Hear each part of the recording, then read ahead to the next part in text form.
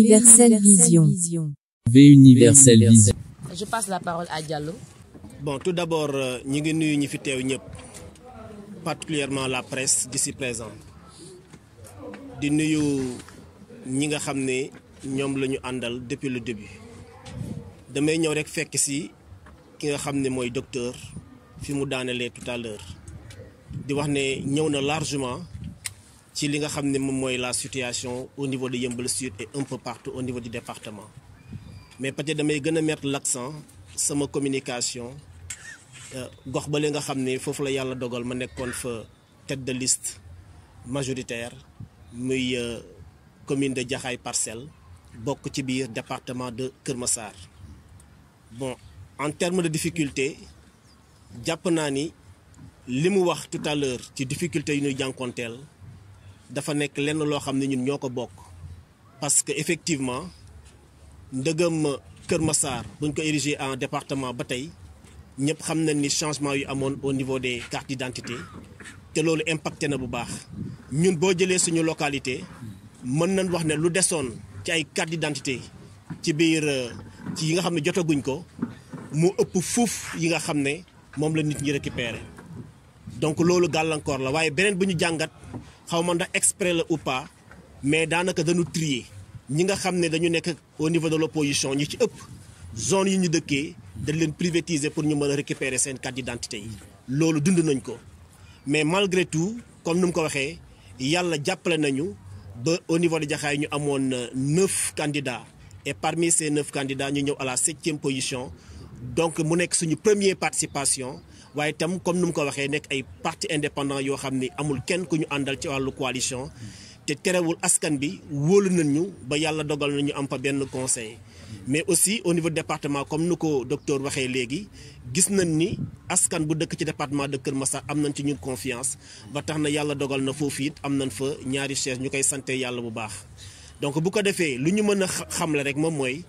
lii day soog a tàmbali incha allahu rabbi comme nu mu ko waxee léegi liggéey la boo xam ne ñu ngi koy soog a tàmbali te incha allahu rabbi ci kàttanu yàlla ñun lépp loo xam ne am nañ ko mën nañ ko nan réunir suñuy force pour fu ñu bëgg a jëmee fi nga xam ne moom mooy département bu bees bi département de Kër Massar ñu mën ko fa jëmee. mais dañuy sant aussi sant ñëpp parce que comme nu mu ko waxee léegi zone boo mënti dem rek am na ñoo xam ne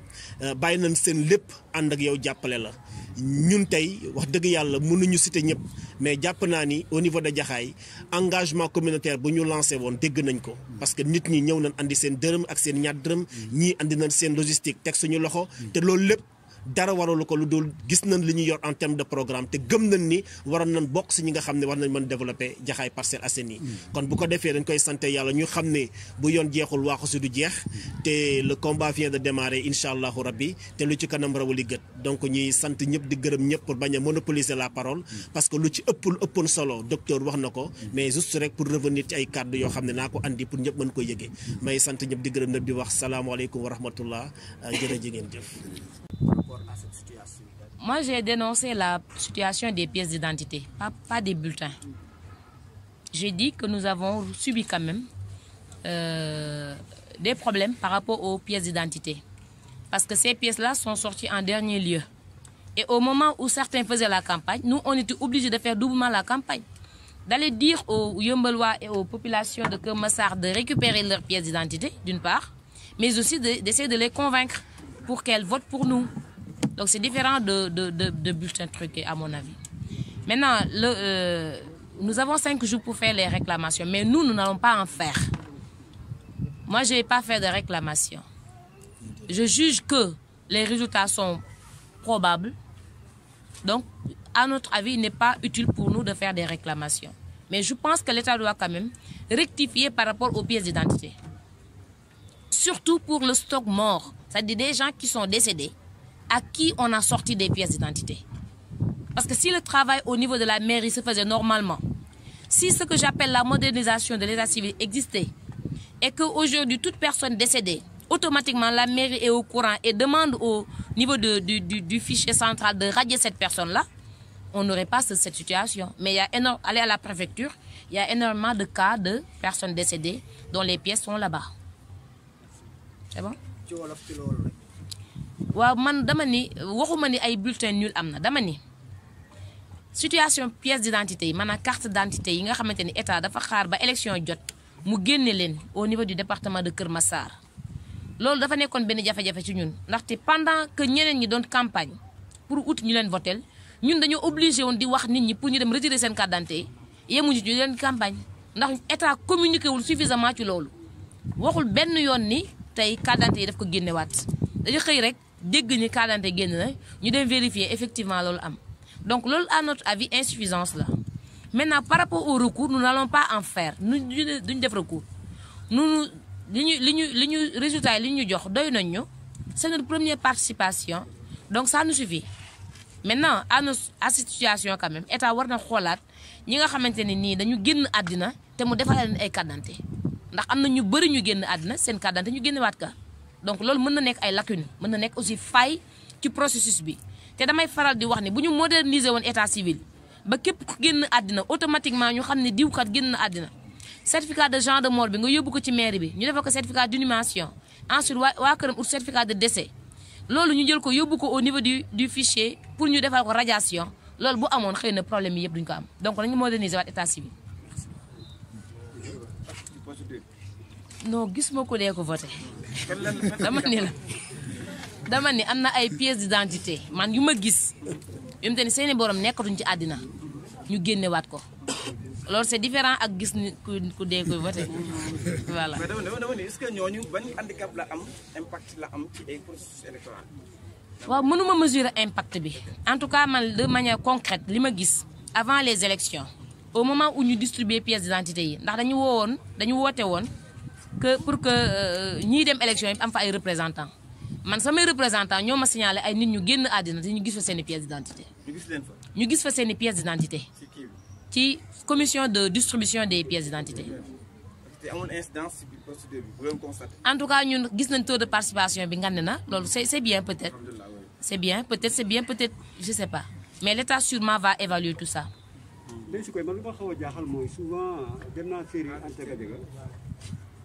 Anta Gadiaga présenté wu naa ko damay xool pour permettre ñu dégg ñu ci dégg su ñu wax français ak ñoo xam dégg ñu wolof en tout cas moi je suis pas au courant de transfert parce que man defuma transfert ndax aw ma sax moyen transfert d'électeur. non on a des transferts fii am na transfert pour man bu ñuy wax transfert xëy na ñi nga xamante ñoo nekk au cœur ñi am appareil ñoo mën a def transfert par exemple benn autorité mën na def transfert mais un candidat indépendant je pense pas que candidat indépendant am moyen wu def transfert d'électeur. maintenant transfert d'électeur moom en tout état de choses bi pour man baaxul parce que sama gis-gis bu gàtt commune bu nekk yaa war a fal sa maire mais bu fekkee commune bi dañu nangu ñeneen ñëw di ko fal seen maire loolu day fausser le jeu. képp ku gis nag kuy def transfert da nga war a ñëw décrier loolu waroo toog di xaar ba affaire bi am nga soog ko wax mais da nga ko war automatiquement nga dénoncer ko ñu xam ne diw def na transfert d'électeur à notre sud. coalition communale liggéey ñoom. au niveau communal am nañ Yeumbeul Sud am nañ 2 sièges Jaxaay am nañ benn siège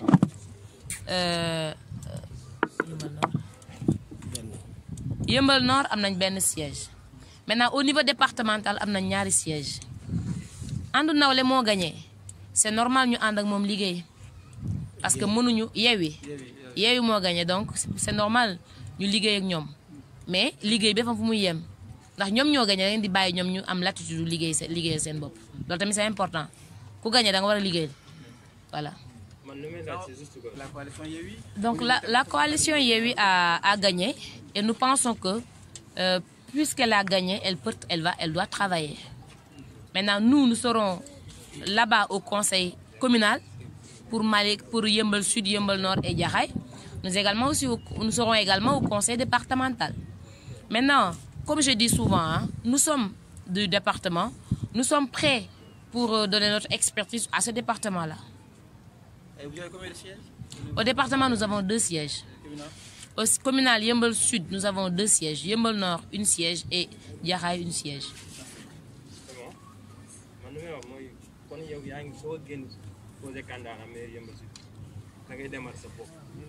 Je pense que 2 questions là. La première, moi, pourquoi tout le temps moi favoriser les femmes, jigéen? Parce que jigéen là, c'est la réponse, tout simplement. Jigéen là, te dama nekk zone boo xamante ni xëy na jigéen ñi fi nekk ay jàmbaar lañ mais amuñu doole muy la banlieue mu nekk zone bi jigéen ñi dañuy teel a xëy di guddee wàcc mais amuñu ku leen jàppale donc looloo tax man sama combat yëpp je suis pas féministe hein ou bien même je peux l'être mais sama combat yëpp dama koy axé sur les femmes et les jeunes xam naa da nga fàtte mais jeunes yi ak femmes yi moom laay gën a parce que ñaar ñooñu dañ nekk ay nit ñoom tamit boo leen jàppalee société bi yëpp ngay dimbale. maintenant la deuxième question ci biir question bi mooy pourquoi man ma dem seul waaw c'est un choix et c'est de l'audace parce que man ragaluma perte politiciens yi am na dañuy ragal perte xëy na moo tax ñuy dem di bootu ci kenn mais aussi nga dem natt sa bopp comme je dis su ma mee 5 voix sax ma xam ne 5 voix la ma waa Yëmbal yéene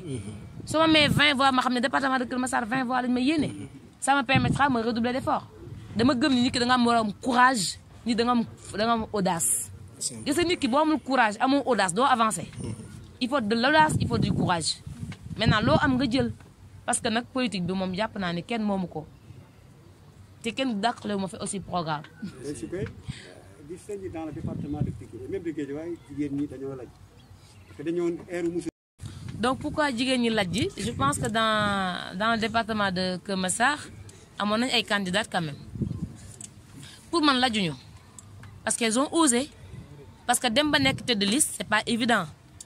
situation bi ñu nekk nii jigéen bu nekk génn taxaw nekk tête de liste du lu yomb. non mais 3 ngeen amoon mais léegi. amuñu non maintenant yaay la départementalisation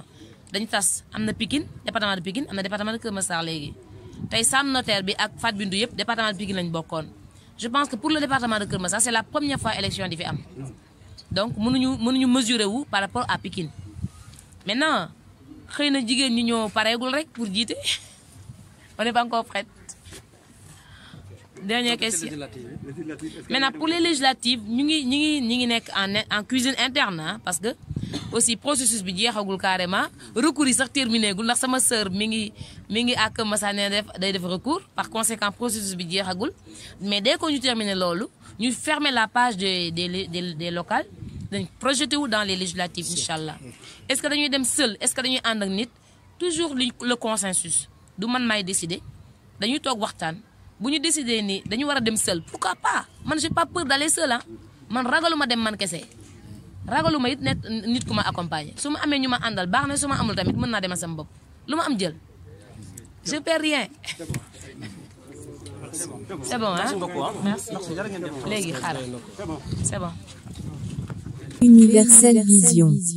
V Universelle Vision.